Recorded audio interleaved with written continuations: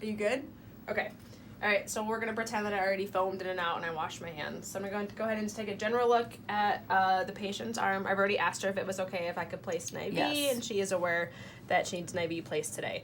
So I don't see any bumps, bruises, or scars. I don't see any fistulas, and I'm going to ask her if you had any lymph nodes removed from this right side. No. Okay. So we have our supplies over here. We have a tourniquet, we have a tegaderm, a needle, chlorhexidine wipe, and then our IV setup, flush, and gloves.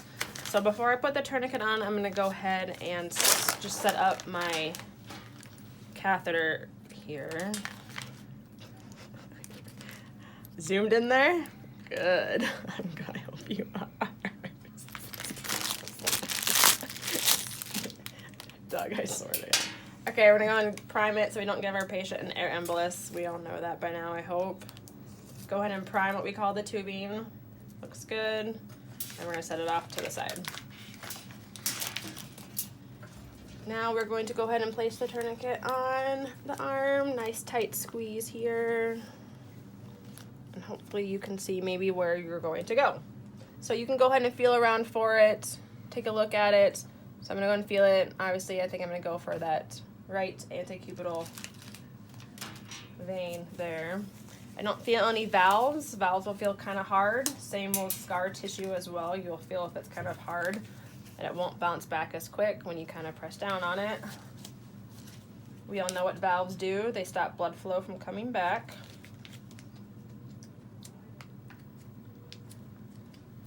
All right. Cold swab here for the patient with the chlorhexidine wipe. Normally you want to wait until it dries, but we don't have time right now in the ER to let it dry, so I'm not going to let it dry. But normally, yes, you would let it dry, and I will not touch it again until I'm ready to poke her with the needle. We're going to use a 22 gauge because I'm a nice friend. When you're ready to go, pull off the needle, make sure the bevel is up. Gonna go ahead and anchor the arm. You're gonna feel a poke. 1, 2, 3. Insert the needle. See flashback. Advance the catheter. Retract the needle. I do not need to apply tamponade because these are self-tamponating, if that's a word, catheter. Otherwise, you would want to press tampon here so she would not be bleeding everywhere.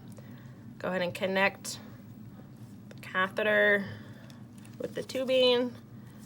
Great flashback, obviously. So I'm going to go ahead and flush. Does it hurt? You're going to look for redness, soreness, or infiltration. Go ahead and take off. I got a good one.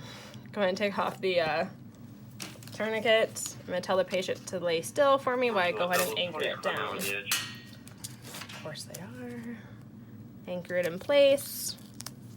Make sure when you put the tegaderm on, you do not cover the IV site so you're able to watch to see for infiltration. And that's it. Thanks, Doug. Do you want any fluid?